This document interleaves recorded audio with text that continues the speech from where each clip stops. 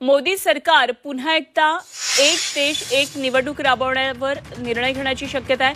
मोदींच्या कार्यकाळामध्ये देशात एक देश एक निवडणूक करण्याचा संकल्प आहे।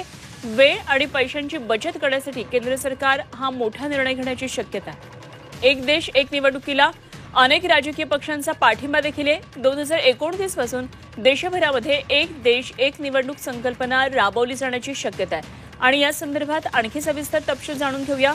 आमचे प्रतिनिधी उर्वशी खोना सध्या आपल्याबरोबर थेट दिल्लीमधून जोडल्या गेल्यात। उर्वशी, मोदी सरकारच्या या कार्यकाळामध्ये वन नेशन वन इलेक्शन हा निर्णय होऊ शकतो असं एक कळते, काय नेमके तपशील येत आहेत?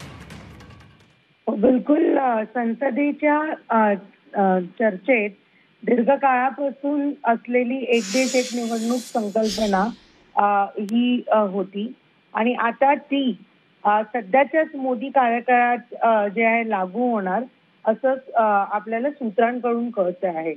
पण या संकल्पनामध्ये खूप काही गोष्टी आहेत। आपण बघितलेलं की मागच्याच काही वर्षात माजी राष्ट्रपती रामनाथ कोविंद यांच्या अध्यक्षतेखाली एक समितीची स्थापना केली गेली।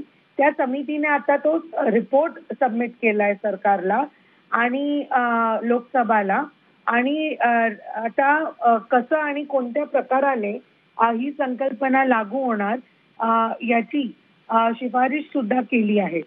100 दिवसात स्थानिक स्वराज्य संस्थांच्या निवडणुका देण्याची योजना आहे आणि बरोबरच जसं तुम्ही पण सांगितलं, वेळ आणि इकॉनॉमिकली कसं ते अफोर्डेबल होणार त्याला घेऊन ह्याच्यावरती काम चालू आहे।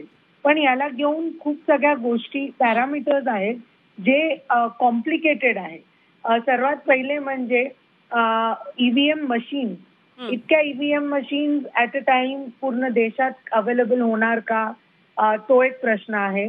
बरोबरच या पूर्ण संकल्पनेला उर्वशी, संकल्पना ही इतकी मोठी आहे आणि मोठी आव्हानं सुद्धा सिस्टीम समोर आहेत, त्यामुळे कशा पद्धतीने नेमका तोडगा काढला जातो हे बघावं लागेल। धन्यवाद आपण दिलेल्या या सगळ्या सविस्तर माहितीसाठी।